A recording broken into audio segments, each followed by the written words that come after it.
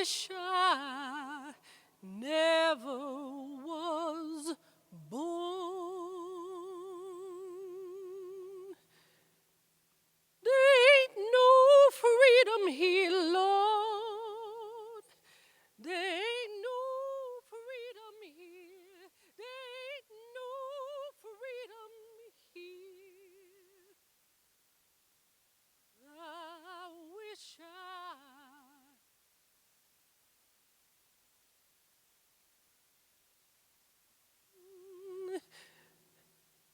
they treat me so mean here, Lord. They treat me so mean here. They treat me so mean here. I wish I never was born. There's so much chilling away, Lord. There's so much chilling away. There's so much chilling away. I wish I never was born.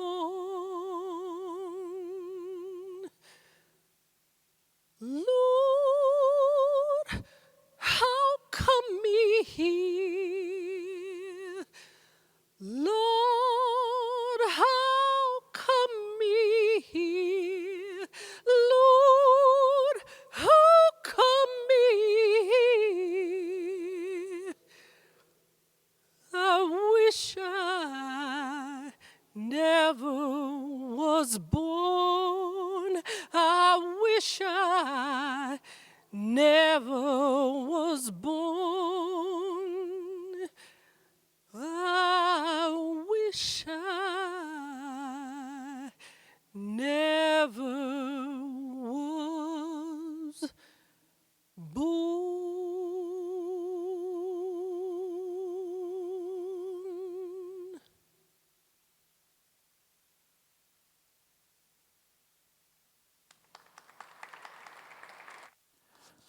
Thank you, Jamette. That was Jamette Pittman, everyone. Again.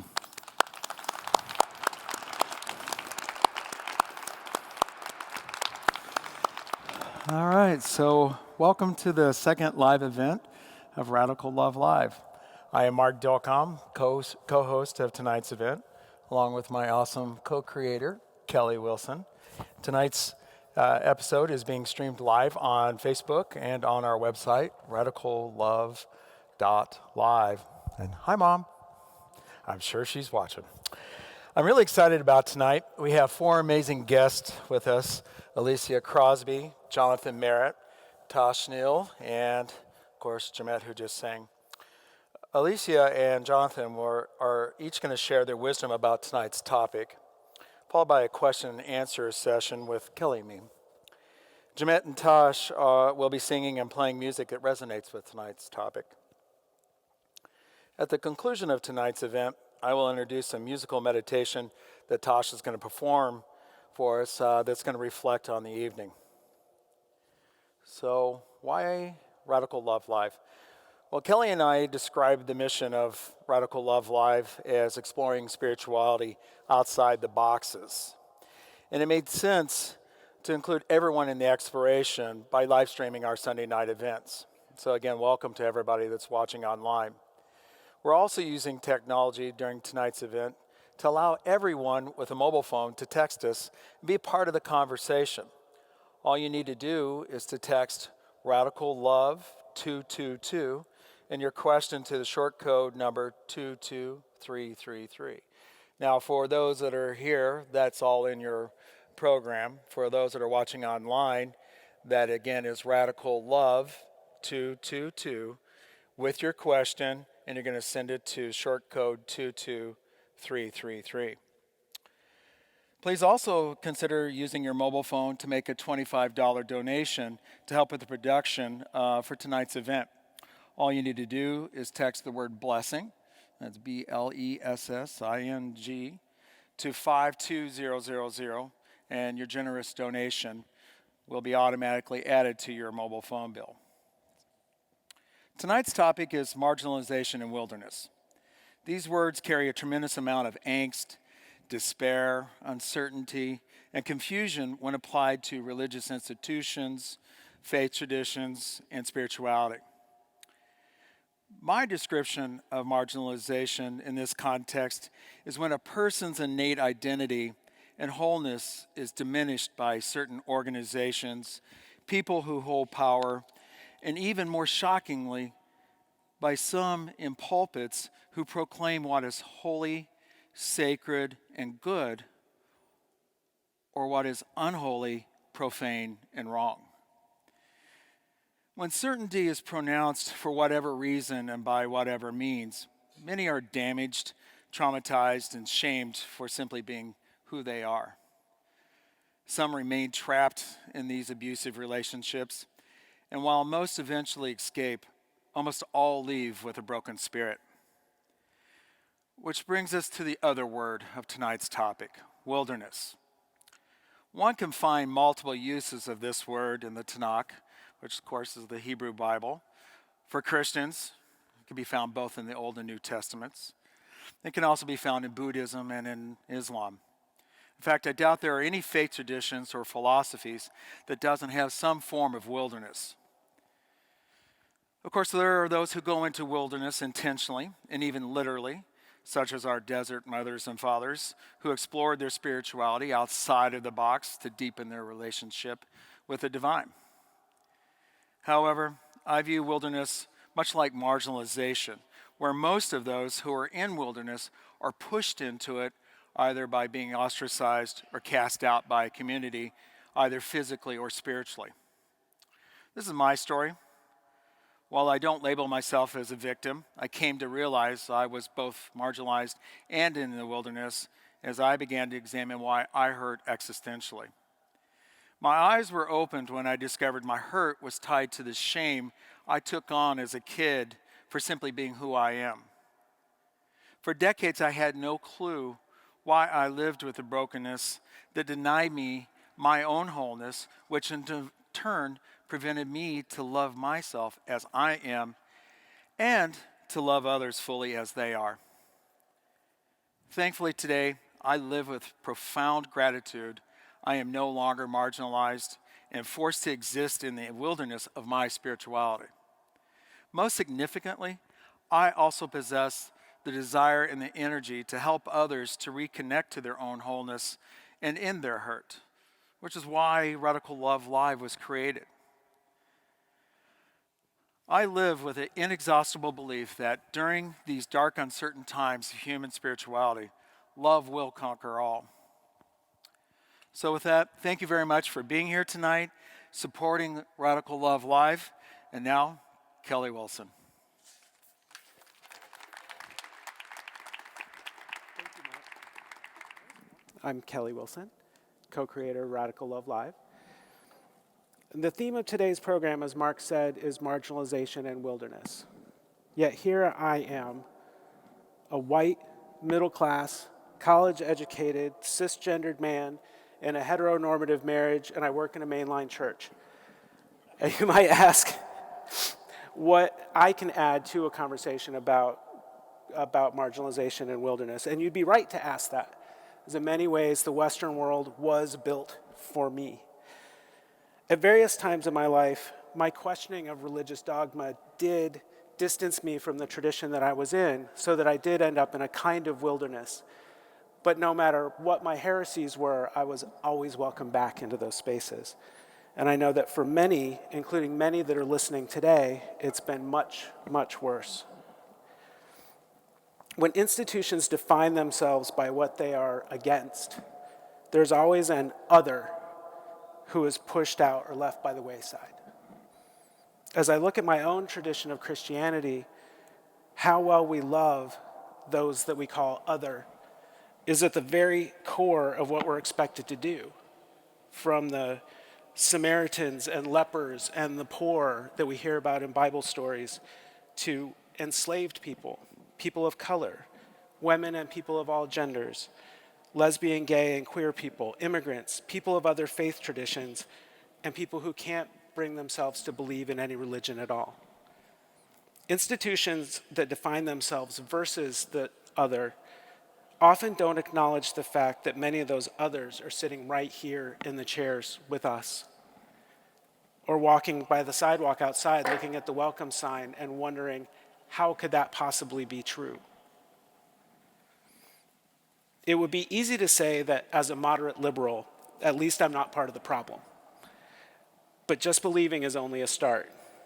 As we've been warned by many teachers and prophets over the years, being passively nice pretends that only evil people are racist, that only evil people are homophobic, that only evil people are exclusionary, and it ignores the structures themselves that are leaving people out, structures that many of us benefit from no matter how nice we are. So I believe the task of those who would create and maintain sacred spaces is to actively work to dismantle those systems and heresies that keep people away from community and connecting with their spirituality. And I believe that the task of a person who has benefited from those systems is to work to radically welcome others in from the wilderness.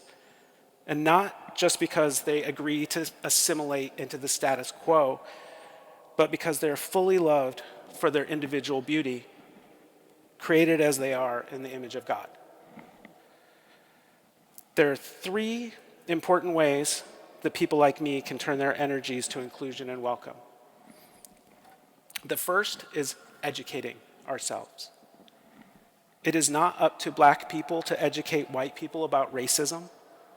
It is not up to queer people to educate straight people about sexuality. If we are committed to the holy work of radical welcome, we must seek out other stories than the ones that we've been taught. Educating ourselves involves real, sometimes uncomfortable listening that is focused on understanding and not defending.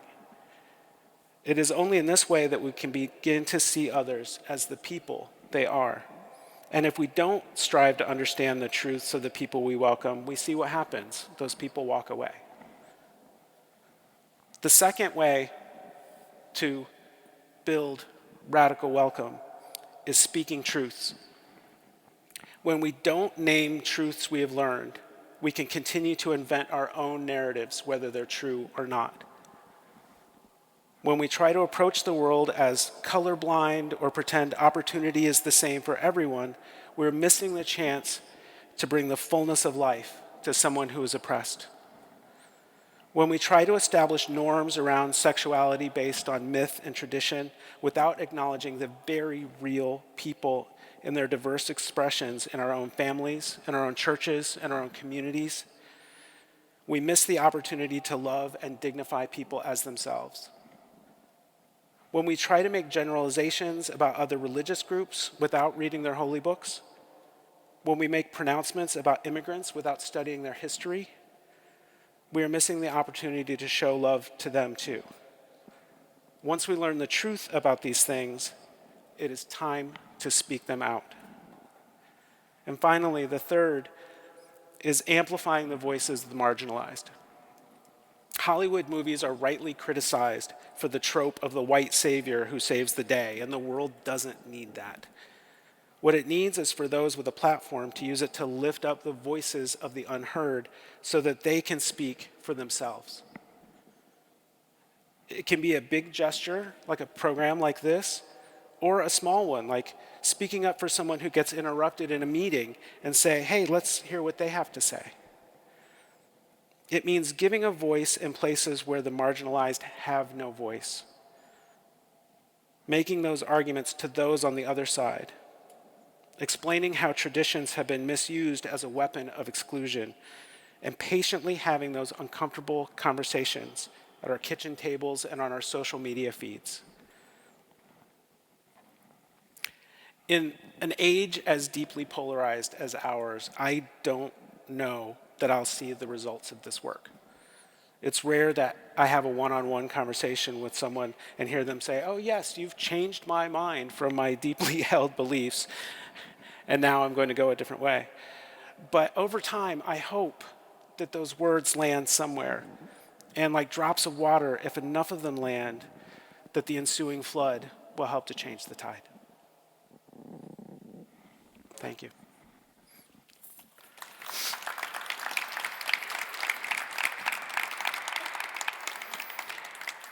Today, we're glad to talk with speakers who are using their skills and talents that God gave them to shed light on injustice and to continue to apply pressure to the systems that keep so many from leading an authentic, spiritually fulfilled experience. One of those is Jonathan Merritt. Jonathan serves as a contributing writer for The Atlantic, a contributing editor for The Week, and is author of several critically acclaimed books, including Learning to Speak God from Scratch, Why Sacred Words Are Vanishing, and How We Can Revive Them.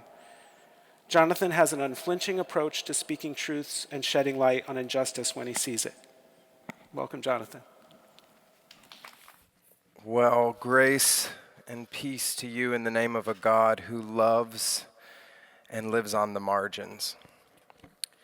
You know, a few years ago, a friend of mine who fancies himself something of a social justice activist asked me if I wanted to go to prison with him.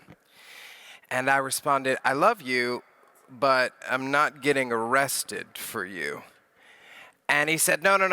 I don't want you to go to jail for me. I want you to go to jail with me. And I said, what do you mean? He said, I want you to visit a jail with me. I think you need to see what happens inside these places. And I agreed. A few months later, I flew down to Nashville, Tennessee, and I drove out to Riverbend Maximum Security Institution, opened in 1989. It sits on 132 acres of land, more than 300,000 square feet, and it holds 748 mostly male convicts. Nearly 500 of them are classified as high risk, and this happens to be the institution where the state of Tennessee houses all of its inmates who are currently sitting on death row and awaiting execution. In fact, that's why we were there. We were there to look men in the eyes, men who were not long for this world if the system worked the way that it was supposed to ask these men questions and to learn from them. I can still remember the feeling I got when I was passing through an elaborate set of security screenings and metal detectors, locked doors, and physical body searches.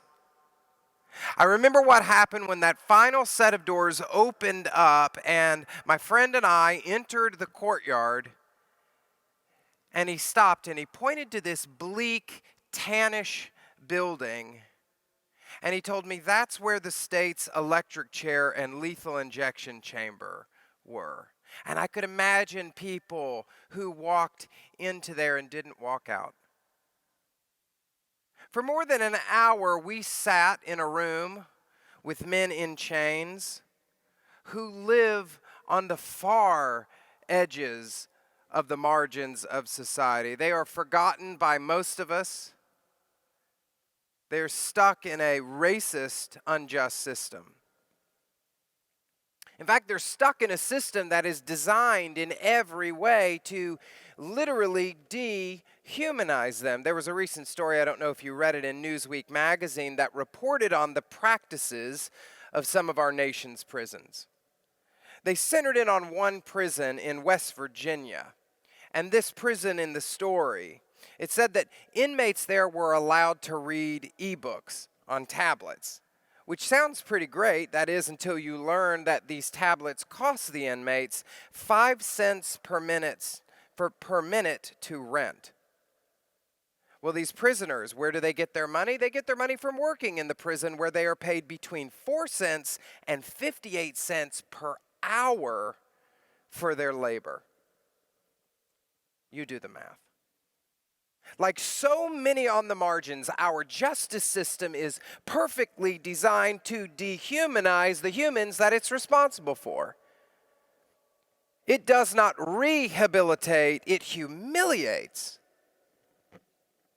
And sitting with these men and listening to their stories and listening to their wisdom, I felt God's presence in a way that I have never quite felt God's presence before. I felt it in a way I don't feel it in fancy Manhattan restaurants, in beach resorts, sitting in a Barnes and Noble, sipping lattes. The men that I met there taught me more than in an hour than I normally learn in a week. As one of Kurt Vonnegut's characters says in Player Piano, out on the edge, you can see all kinds of things you can't see from the center. Those men, their presence made me think of the Hebrew people who were enslaved by the Egyptians. I thought of Moses on the run for committing an act of murder. I thought of Tamar and Hagar and Naaman and the woman at the well and the convicts hanging on the cross next to Jesus. You know, I was raised in the evangelical tradition as a Southern Baptist, and when I moved to New York City nearly 7 years ago, I traded in that tradition for an expression of faith with a more liturgical bent. The church I go to now, we follow the church calendar. We teach from the lectionary. And if you know a little something about this way of being Christian, you might know that today, in churches like ours, it's Transfiguration Sunday. And the lectionary for today offers us a strange story in Exodus 24, where Moses, the leader of the people of Israel, is invited by God to climb this holy mountain, to enter into a great and mysterious cloud of God's presence. Just before this story, if you turn back a page or so, you'll find that Moses and the people are gathered in the wilderness, and that Moses enacts a blood ritual to seal a covenant between God and the Hebrew people. The terms of this covenant are outlined in part through a set of laws and commands. God has written these down on stone tablets that God gives to Moses on the mountain. Now, if you read the commentaries, if you're the kind of person who does that, you'll find that they wrestle with the strangeness of this text, replete with all sorts of flexible and colorful imagery woven throughout. But from a 30,000-foot view, for the purposes of our time together, we can understand what's going on in Exodus 24 in simple terms. It is a clarion sign that Yahweh is a God whose love and life concentrates itself not within the power centers of society, but among the poor and powerless who reside on the margins in the wilderness. When we meet the Hebrew people in the wilderness in Exodus 24, they've just come from a seemingly eternal period of slavery in Egypt, where Pharaoh and his minions have worked hard to keep the people on the social periphery. The Egyptians oppress the Hebrew people. They abuse the Hebrew people. They mistreat the Hebrew people. They dehumanize the Hebrew people, all in order to protect their wealth, their system, their unchallenged political power. When the Hebrew people swell in strength, well, they increase their workload so they can break their will. When the Hebrew people grow in number, Pharaoh commands the midwives to murder all the male infants upon birth. After all, marginalization is only possible so long as power is disproportionately concentrated among those at the center. But God. Two of my favorite words that you read in all the text, both Old Testament and New, but God. Some of the most beautiful words we can speak, but God sweeps in to snap the chains of oppression and marginalization fastened to this slave tribe by pagan Egyptian oppressors. And this spectacular act is such a radical display of the divine alignment with the less-thans and the have-nots that the tale was retold by the Hebrews' descendants again and again from generation to generation until it comes to us right here. Now, to make sure that we don't miss the point, God in this story handpicks a leader to serve as a kind of a exclamation point on the end of the message of the story. Moses, a Hebrew slave with an Egyptian name who was raised by Pharaoh's family. He is an outsider who was raised as an insider. But then Moses murders an Egyptian, beating a Hebrew slave. Maybe you remember this story. He perhaps does it out of a kind of survivor's guilt. For this crime, he must flee to the wilderness as a criminal. And there he marries the daughter of a pagan priest, which is not something the Hebrews did, generally speaking. They have a child. They have a child interestingly named Gershom, which means I have been a stranger in a foreign land. And so an outsider marries an outsider, gives birth to an outsider, and after Moses, the outsider, does this, God calls him to return home and free the enslaved outsiders from the tyranny of the insiders. So when we meet Moses and the Hebrew people making a covenant with God in Exodus 24, this is the story that we're in the middle of. And it culminates with a special covenant that God makes with this nomadic people who own no land, who possess very little wealth, and yet God chooses them. And it is this choice that defines the way that God sees God's self. When Moses is given the law, God begins by saying, I am the Lord your God who brought you out of Egypt and out of the land of slavery. It is like Yahweh begins the conversation by handing out a business card that says, I am Yahweh, liberator of the enslaved, friend to the friendless, breaker of chains. To contact me, look to the margins. Now, this story has outside influence in the Hebrew Bible, but we could certainly tell others. We could tell the story of Hagar, a triple outsider, a slave, a woman, and a pagan person from outside of Abraham's clan. Yet Hagar receives one of the most profound honors in the entire biblical narrative. She names God. Genesis 16:13, and Hagar gave this name to the Lord who spoke to her, El Roi. You are the God who sees me. I have now seen the one who sees me, she says. I could tell you the story of Tamar, a Canaanite woman, who represents all of those who are never allowed to be in the familial fold.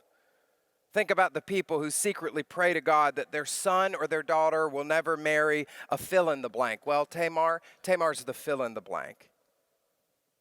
Tamar is the tale of a woman who is nearly squashed under the oppressive weight of misogyny, a sin we have sadly not shed in subsequent millennia, but Tamar fights back, throwing off social constraints to oppose the prevailing powers and secure her future. And in that way, she aligns her heart with Yahweh's and ends up in the genealogy of Jesus.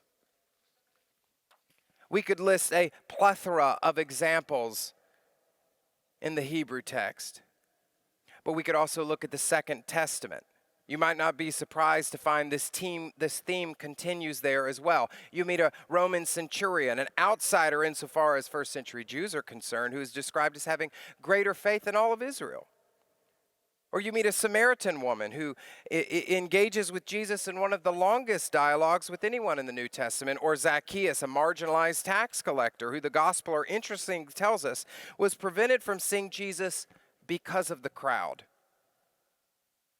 And what of Jesus himself, the one who serves as an archetypal pattern of God's presence and movement among mortals? The first people given the honor of worshiping the newborn Christ were a group of shepherds, economic outsiders, and pagan astrologers, the Magi, religious and ethnic outsiders. And this sets the trajectory of Jesus' entire life.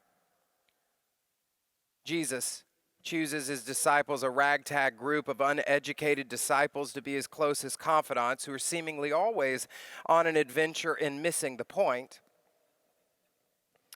And in one of their most interesting dialogues, they argue about who can sit at the left and right hand of Jesus. But Jesus chooses none of them. Instead, he stretches out his arms while he's hanging on a cross at Golgotha, and he gives those spots to 2 convicts. And one of those criminals teaches us one of the most powerful lessons of all about conversion and acceptance in the text. And so there we are. Both the Old Testament and the New speak a word to all of us. To the marginalized, it says, "You are not forgotten." And to the privileged, it says, "You dare not forget." Let those who have ears to hear, let us hear. Amen.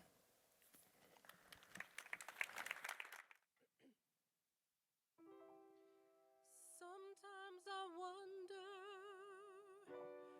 where I've been, who I am. Do I fit in? Make believing is hard alone, out here on my own. We're always proving who we are, always reaching for that rising star to guide me far and shine me home, out here on my own. When I'm down and feeling blue, I close my eyes so I can be with you. Oh, baby, be strong for me. Baby, belong to me. Help me through. Help me need you. Until the morning sun appears, making light of all my fears. I dry the tears I've never shown, out here on my own. But when I'm down and feeling blue, I close my eyes so I can be with you. Oh, baby, be strong for me. Baby, belong to me. Help me through. Help me need you. Sometimes I wonder where I've been, who I am. Do I fit in? I may not win, but I can be thrown out here on my own.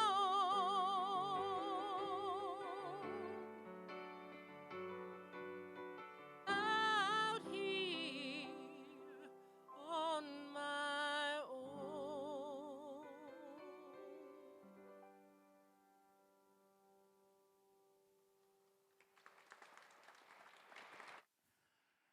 So, let me introduce our next guest, Alicia T. Crosby. She is a justice educator, activist, and sometimes reluctant minister whose work addresses the spiritual, systematic, and interpersonal harm that people experience. Through her teaching, writing, speaking, and space curation, Alicia helps individuals, communities, and institutions explore and unpack topics related to identity, inclusivity, journey, and intersectional equity. Please welcome Alicia.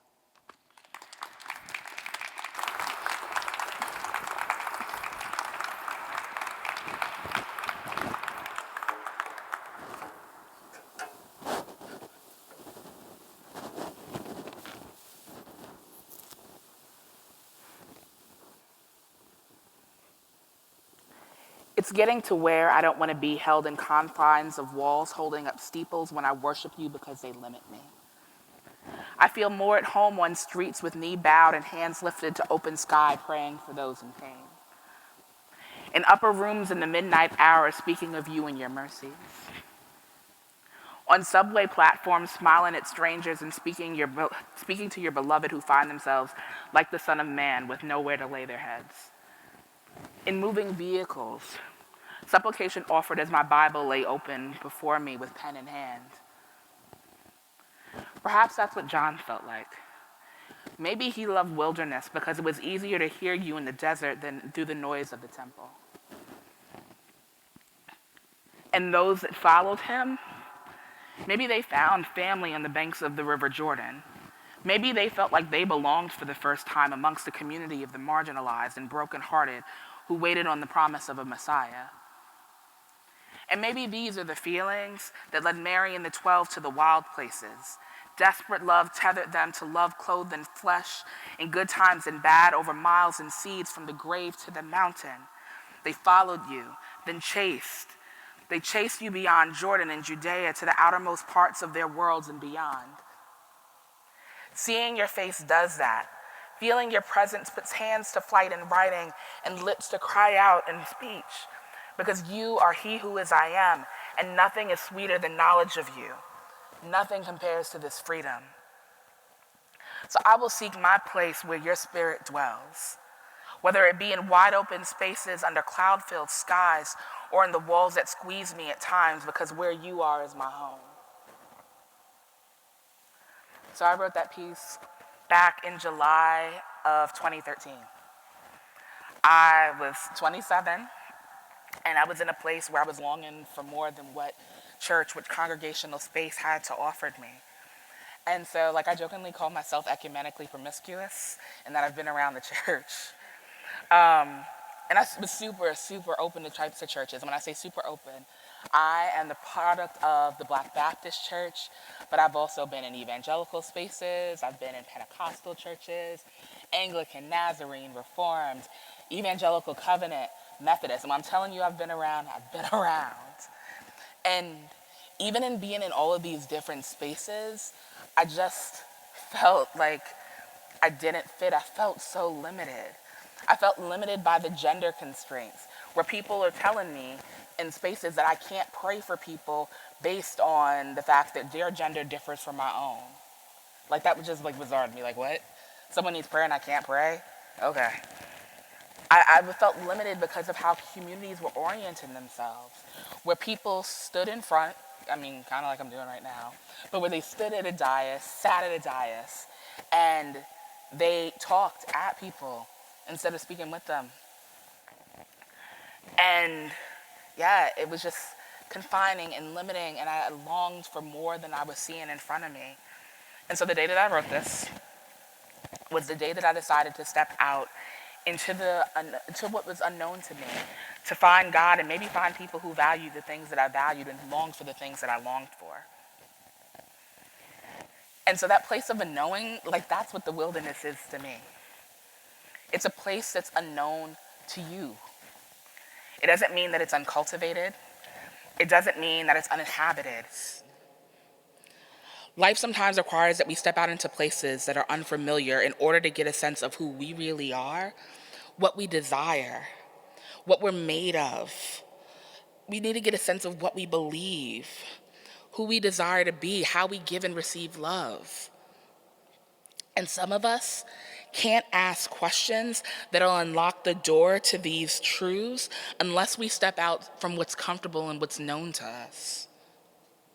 Others of us don't even get the option of choosing to ask because the very nature of our beings and identities pushes our communities into their own set of questions, and they'd rather push us out or work to silence us than have to ask some really hard things of themselves, their beliefs, and how equity, power, justice, and access function within the spaces they inhabit. And so, at some point, some of us will find ourselves on the outside. The things that push us out may break our hearts, and if no one has said it before, I want y'all to know that it's okay to feel however you feel here. If you're angry, be angry. It's okay to be angry because you saw incongruence between people's beliefs and their actions. When people are talking about they love you and they force you out, it's fine to be upset. If you're frustrated because what was home for you wasn't secure for you or for those you cared for, and divesting is the best option, it's okay to be frustrated. It's okay to lament. I don't think we talk about this enough in our culture. Like what it means to grieve, what it means to lament, what it means for like our hearts to be broken and to sit with that pain. But sometimes when the places and people you love, like when you've had to leave them, when they're unfamiliar to you, when you can't be there anymore, it's okay to lament that. It's okay to grieve it. It's okay to grieve the relationships that are lost. It's okay to lament the things that you genuinely valued about these spaces and these people. It's okay to lament having to say goodbye to that, even if it's only for a season.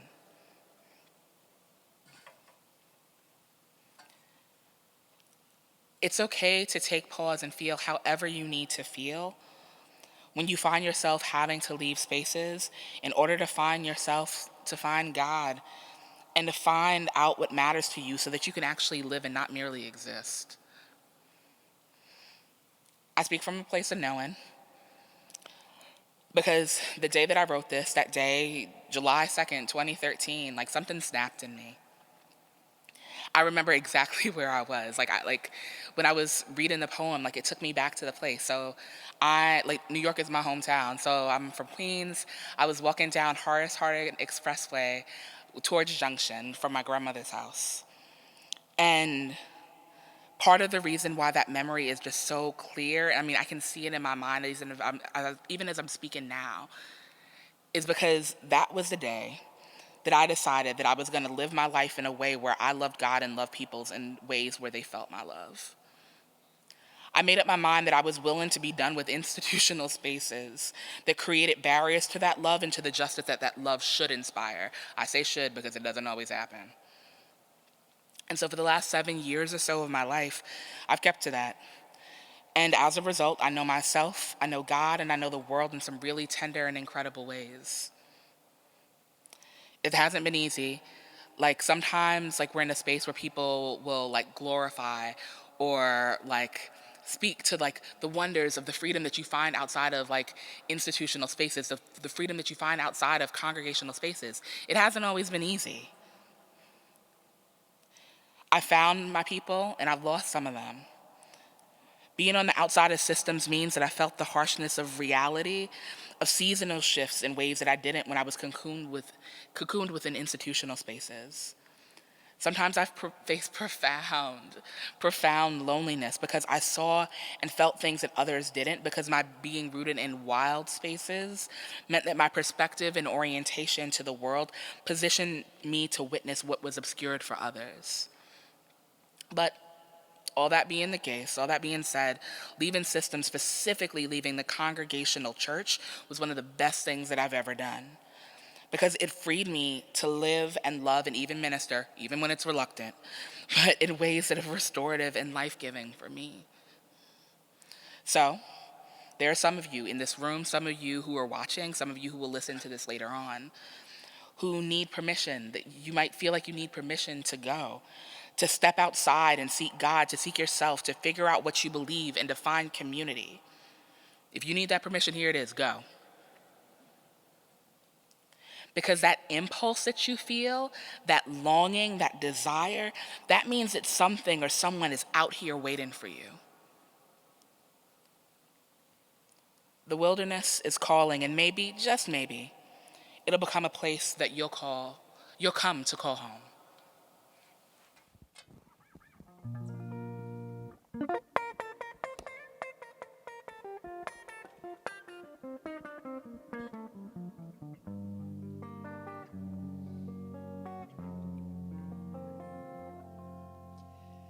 I was born by the river in a little tent. And just like that river, I've been running ever since. It's been a long time coming, but I know a change gonna come. Oh, yes, it will. It's been too hard living, but I'm afraid to die. 'Cause I don't know what's up there beyond the sky. It's been a long time coming, but I know a change gonna come. Oh, yes, it will.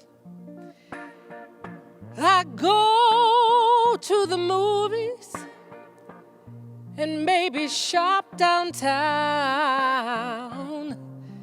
but somebody keep telling me don't hang around. It's been a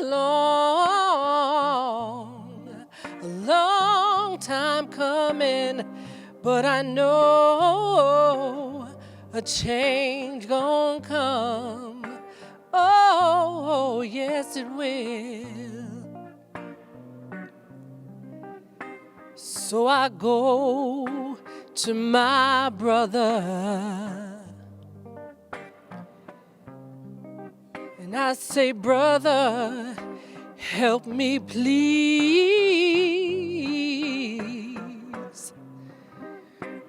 But he winds up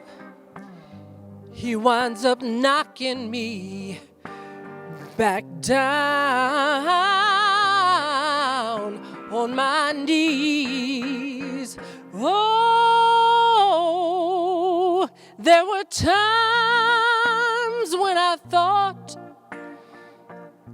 I wouldn't last for long, but now I think I'm able to carry on. It's been a long time coming, but I know that I know a change gonna come. Oh, yes, it will.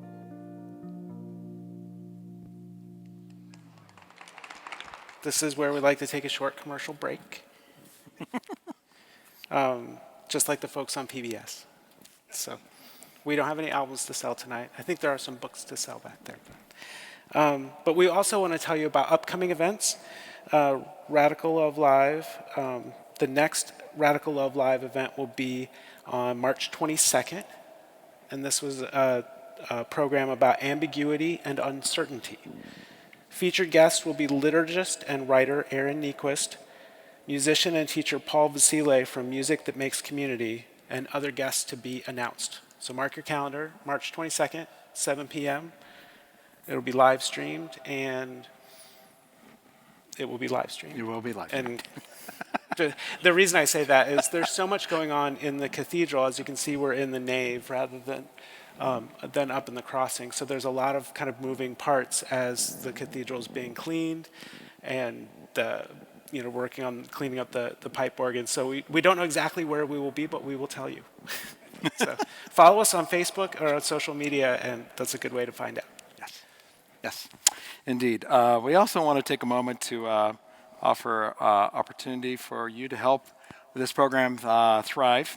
As I mentioned in my opening statements, it takes a lot to make this happen, to keep the cathedral open for the evening, for security and everything else to make this happen. So if you're moved to help us with a financial contribution, like I said earlier, an easy way to do that is to text to give. It's a $25 donation. You just text to 52000 and you send that to Blessing, BLESSING. It's a great way. It comes in, and we appreciate that very much for supporting us. I also like to thank our guest speakers and musicians for being here. The Congregation of Saint Savior.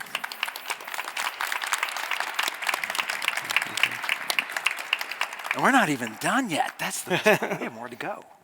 The Congregation of St. Savior is our partner ministry in partnership with us on this, as well as the Cathedral of St. John the Divine here.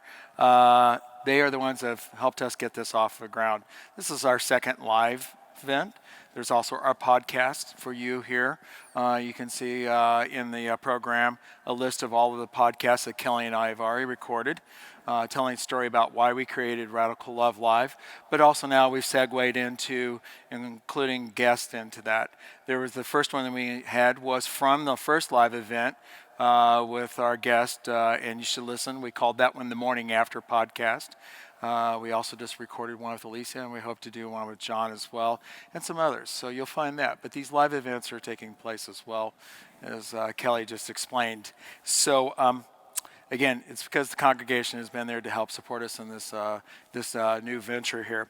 And of course, all of our family and our friends and everybody that's here tonight and on there online, thank you so much for supporting us on getting this thing lifted up off the ground. So. And everybody who brought a friend. Remember, next month when you come, bring more of your friends, and their friends will bring their friends, and that's how we'll grow this thing. Indeed, indeed. So with that, this ends our commercial break, and now back to the program. Yes, indeed.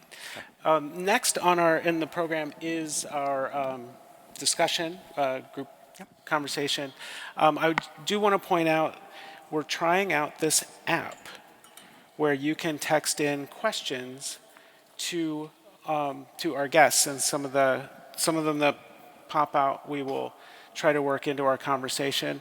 It's again, you text to the number 22333, and it's the words that you text are Radical Love 222.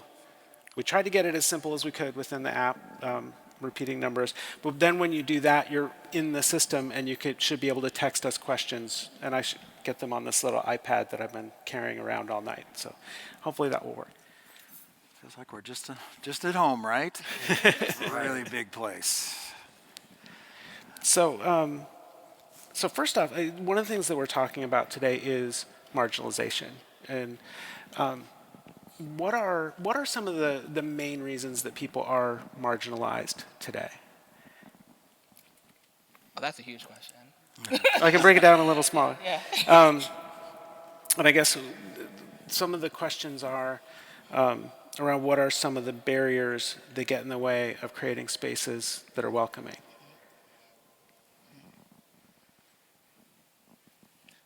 Well, I for one don't think we can talk about marginalization without speaking about people's relationships to power. Mm-hmm. Because ultimately that's what marginalization is. It's a restriction to being able to share in power. And because of that, you're pushed to the fringes of whatever society, group, whatever exists. So, I mean, if we're going to go real basic, I think that marginalization exists because people who have power don't want to share in it and do what they can to create restrictions on other people exercising their power and their agency. Yeah, it's a big question. From a psychological standpoint, just a human standpoint, there is an innate need in every human being for allies and enemies. And that's true in all cultures through all time. It's one of the reasons, actually, that being a Christian for me is so important, because I think that we need narratives and we need power outside of our own selves, outside of our psyches, outside of our kind of collective tendencies that can help be counter-psychological to those kind of natural needs. But from a spiritual standpoint, or I would say from a theological standpoint, the answer is easy. It's sin. That's the word we use for that. That's the word that Christians have used for why marginalization exists. And if you read, there's a great theologian, Miroslav Volf, that says that sin it essentially is the tendency to eradicate the other, rather than to eradicate the tendency in our own heart to commit that kind of evil. And I think that it's very important that, it's not a word that we like to use a lot these days, but it does have a kind of power to it. And I think when we talk about these kinds of injustices of such a large scale, it would do us well as a religious community to recover the power of a word like that. It's interesting to talk about power in terms of, we've talked about political power tonight, and we've talked about power of institutions. In what's happening today, and this is something that we talked about in our first episode as well, is the decline in religious institutions, decline of power, at least in some cases. What is happening to the relationship between political power and religious power right now, as we're talking about institutions? These big questions. I don't know if power is necessarily being lost, right? Like in terms of even within institutions. I think that power is shifting. The locus of power is shifting. Because I think when I'm thinking about power, I'm thinking about energy, and energy, like if I go back to like what 7th grade science, it's there. Like whether it's like lying dormant or it's active, it's still present. And so that power, that agency, like it's still present. It's just like how is it being utilized, like in the moment. But I think if we're going to talk about like how religion and power are functioning in our current moment, I don't think we can get away from it, particularly from a Christian standpoint, because there are a lot of people who are using their power in some very unjust, unloving ways. And it creates conditions for harm for other people, both within their tradition, meaning Christianity, and outside of it. That's what I got for now. I'm going to make space for other folks to share their insights. I would say one thing, I would clarify something about religious and political power. Nobody really has an issue innately with religious and political power mingling. If you do, you oppose the civil rights movement. If you do, you oppose every major social justice movement of the modern era, which in some way drew upon religious power. If you do, you have a real hard time understanding what Martin Luther King was about, what Gandhi was about, what Mother Teresa was about. The difference is what's happening in the United States is not that religious power is fusing with political power. The gospel, whatever it is political in nature. It's that it's fusing with partisan political power. And when it fuses with partisanship, when it becomes a part of a kind of mechanism within a political system with the Republican Party, the Democratic Party, or whatever other kind of party, now the gospel becomes a handmaiden. It becomes subservient to some other man-made contraption. And that's when things get really, really nasty. Wow. I'd like to push at that a little bit. Yes, please. So I don't think that I think that there's danger in universalizing experience and saying that no one has an issue with the way that religious power and political power work together, because there are people who have issues with it. Those people oftentimes fall outside of the Christian tradition, because if we're going to keep it 100, then we have to admit that there's a way that Christianity wields power in a way that other religions and other traditions and other ways of belief do not in our culture. And so there are people who genuinely have issues with the way that political power and religious power are exercised alongside one another. And it doesn't mean that there isn't something generative to when power has come together in the past, but I think that it's dangerous, for me at least, to say that no one has an issue with it, because then we're telling people stories for them.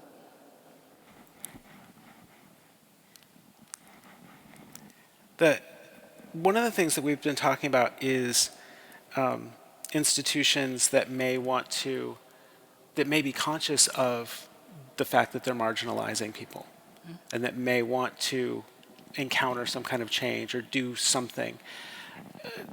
Do you have any advice for an institution that wants to try to start to undo some of what they're doing that may be marginalizing people?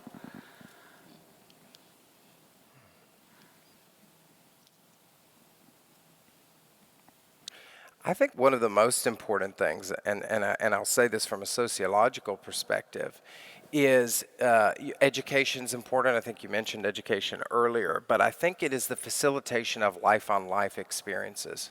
If you take an issue right now like LGBTQ+ marginalization, the number one indicator on a survey of what somebody believes about LGBT relationships and marriage is how they answer the question, do you have a close friend or relative who is gay? It is not where you live, how you vote, how much money you make, whether you consider yourself liberal, conservative, Democrat, Republican, whatever. It is the question of are you in close proximity? Do you have a face-to-face relationship with someone who is a part of this outsider community? And I think that our churches, I know this happens a lot, and I'm not knocking mainline Protestantism, I'm not knocking the Episcopal Church even, but some of the communities that I think most often speak out against marginalization are some communities that when you walk into them, everybody sort of looks the same. And they're doing a good job of educating, right? There's a kind of oral educational mechanism that proliferates in these communities.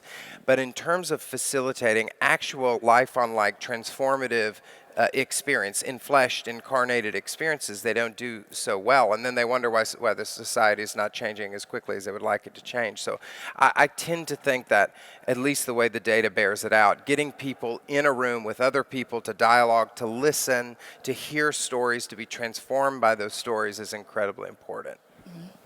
And I'll piggyback on that because I think that relationship building is definitely critical in that work.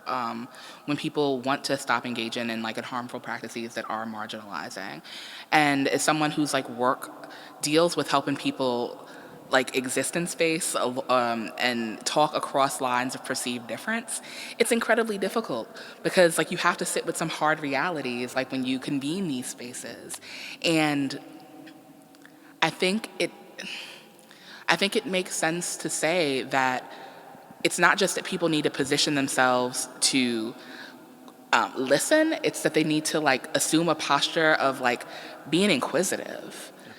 People have to be in a position where they're willing to ask questions and then continue to ask questions, because as more people come into the community, or as people just change and evolve, that community is going to shift, and you run the risk of continuing to be marginalizing if you ever stop asking questions, whether those questions are around need, whether around perspective, whether around desire. If you don't ask and continuously make it the practice of asking, which means, honestly, some people have to learn to be quiet. If you're not inquisitive, if you don't cultivate a culture where people can consistently ask and stay curious about one another, you're going to be marginalized and you're going to push somebody out because you're going to not make room for their voice to enter into the space. It's interesting that you talk about the need to be consistently inquisitive, that it isn't just we had the meeting and we had our listening session, we did our market research, and then there's a set solution after that.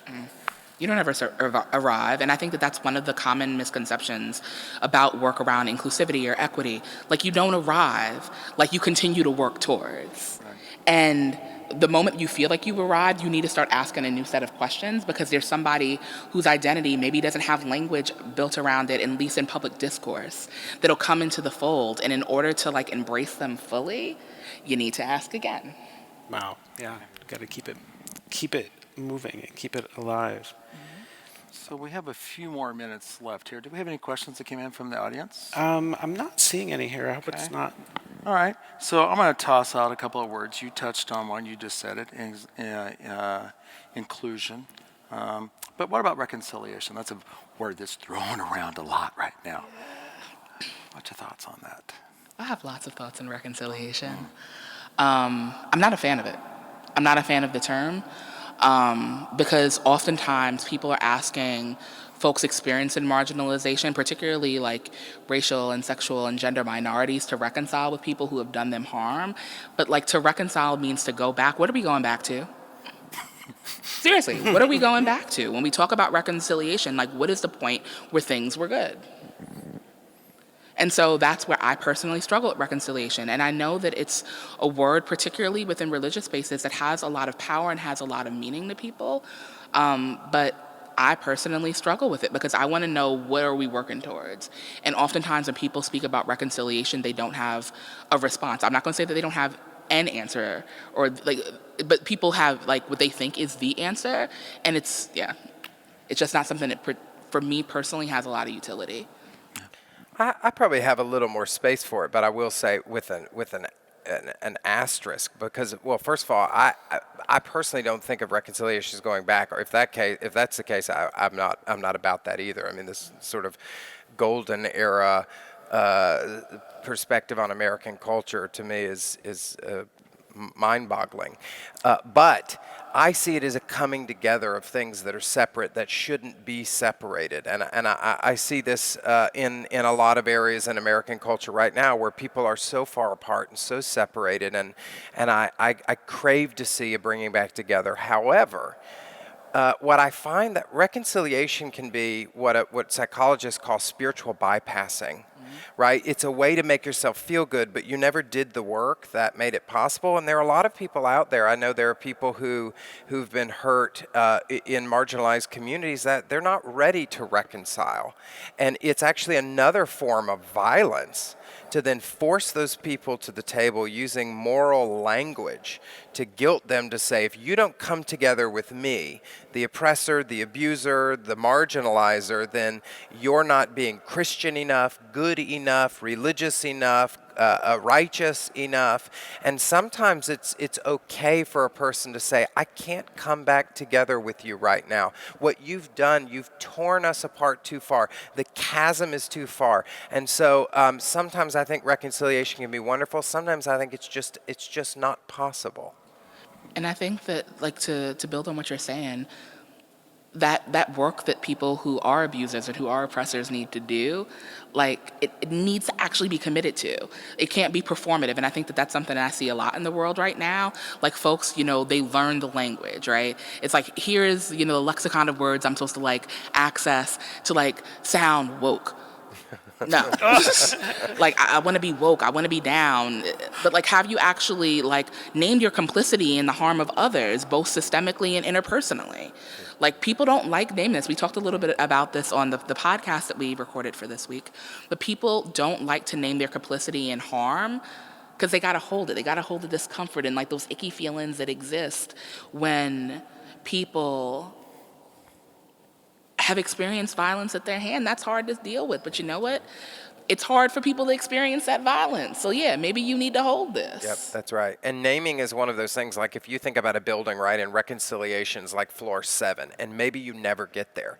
Naming is a floor in, but you have to pass through all these floors. And what I find is that people in power, people who have privilege, and in many ways I count myself among those people, the tendency among people with all the power is to say, let's just go to floor 7, because then I feel better, but we didn't do any of the work to get there. We didn't earn it.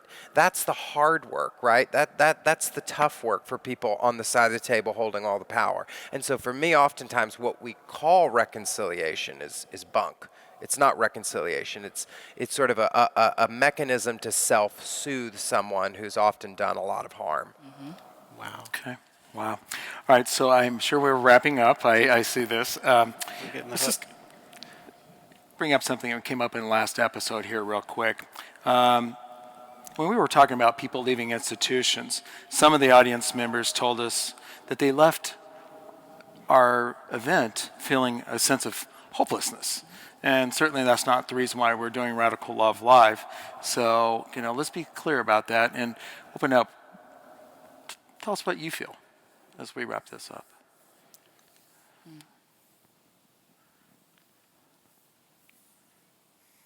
I feel hopeful.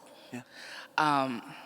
Because I know that there are a lot of people who do feel hopeless because they feel like they're the only ones who think a certain way or who have had a certain set of experience. And I think as conversations like this happen, through Radical Love Live and through other, like, people who are convening gatherings around podcast, around videocast, around online communities, like what have you, there's an opportunity for people to feel a little less alone, like when they hear stories, when they hear different perspectives, perspectives that actually align with their own, that they don't necessarily hear, like, within their houses of worship or in the communities that they're currently in. And that's part of why, like, in the talk that I gave today, like, I wanted to speak about, like, personally making the choice to root myself in the wilderness and in wild spaces, because there's a lot of freedom that comes from me in that. And I wish that I would have known someone way back when, 7 years ago, who would have let me know that, like, it was possible to live and to have, like, a fruitful, faithful life outside of a congregational or institutional space. And so, yeah, as we continue to have these conversations, like, I do feel hopeful because those of us who are seeking community, even when we're not in walls like these, will find each other. I have a mix of feelings. I'm not hopeful with the present, because look at how many people are in this room, and then turn on Fox News and see how many people show up for a Trump rally. The center of gravity in society right now is not with us. It's just not. And if you can't acknowledge that, you have to wake up. There's a lot of really bad stuff happening right now, and yet I think that you have enough view of history that you can see that things come in waves, right? That something else will come. That is, as Scripture says, that weeping lasts for a night, joy comes in the morning, right? We're in a nightfall. And the theologian Barbara Brown Taylor says Americans love what she calls a full solar spirituality. Get in the light, talk about love and joy and hope, and we would just want to get in the light and stay in the light. And yet there are things that we can experience and learn about God, about faith, about ourselves, both individual and collectively in the darkness, if we're willing to sit there and marinate in it, that we could never learn in the light. And so the question is not just how do we get out of this moment of darkness and how do we get in the light, but oh God, what are you trying to teach us now while the sun is still down? And I think God is trying to teach us some things, and I hope that we have ears to hear. I do want to make note of something. There are some of us who've lived experiences where this kind of moment of like shadow, like we've lived in the valley of the shadow of death because of the oppressions that we've faced. Like we know what it's like to abide here, and yet we still have joy. Yeah. And so part of what my hope is in this moment comes from people who have dissimilar experiences of marginalization and oppression, finding the means to speak to one another because we see how we've endured it. Yes. We can rely on one another. We can build bonds. We can have conversations. We can come together in like complex and new ways that have nothing to do with like the moment that we're in. Like it sucks, but the reality is that the world has sucked for a long time for a whole lot of us. Right. Yeah. Well, and you're making a point of a gift that marginalized people bring to this conversation. And I think that people would do well to listen to us in this moment, because I can think of the old song, "We've come this far by faith." We've come this far, and so it's time that for those who have not had to deal with the burden of certain forms of oppression, who are for the first time having to see how hard it is, there's something to be said in looking at us, in paying attention to us, to listening when we warn people about things. We've been doing this. And so, yeah, listening, staying curious, and being willing to be in community with people might make a difference and help everybody get through a little bit easier. Well, thank you. That's a powerful conversation we just had, folks. And thank you thank you so much. Right up here. And you say you're a reluctant preacher. Yes, so we're coming to the close. So we're going to go into meditation. Now, relax for you. Any of you have not meditated. This is not anything that's deep or existential so much, but you may be called to that actually, because Tosh is going to perform a musical meditation. I just ask you to sit in the space, be in the moment. For us that are here within this space, it's easy to just keep your eyes open and enjoy what we see inside here, either behind us, or close your eyes and feel this. But take rest into the seat, come into the moment, start to feel just the presence of us all here and what brought us here together, the conversations that we've shared. Maybe close your eyes. And I find it helpful when I meditate as well to plant both feet down solid onto the floor. And the reason why is because I feel the ground underneath. And when I feel the ground underneath, then it makes a connection to all of you. I feel that, right? The stone of this floor. It's made of a lot of the same minerals that make us, right? We all have it together and we're combined. So we'll sit here and as Tosh takes us into meditation, enjoy the silence and don't isolate, but welcome the sounds and enjoy.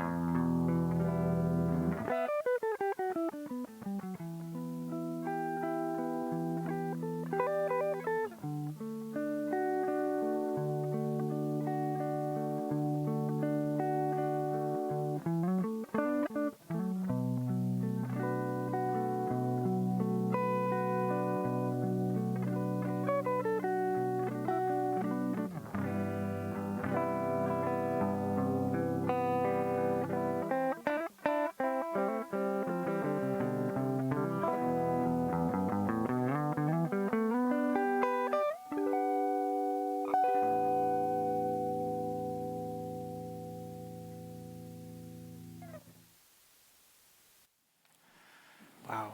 Wow, Such soaring music in a soaring space. right? Hopefully you felt just a little bit inside of that Tosh just shared with us. So this brings us to the end of our event this evening. I'd like to thank everybody for being here again, and not just in the room here, but also those that are joining us online as well. So you can check out everything that we have on our website at radicallove.live, where you'll find the podcast, the events, everything is in here. So we hope that you'll come back and see us next month on March 22nd in that space as well. Listen for Kelly and I as we're doing podcasts on a regular basis. We have some exciting interviews coming up here. So please do join in on the conversation. So. And thank you so much to our guests for being here tonight, filling the space with music and conversation and getting our hands dirty in conversation and bringing up some of these issues, but also bringing up some hope and joy along the way. So thank you so much. And thank you all so much for being here. Tell a friend, share on your social media. We hope to see you again next month. Thank you.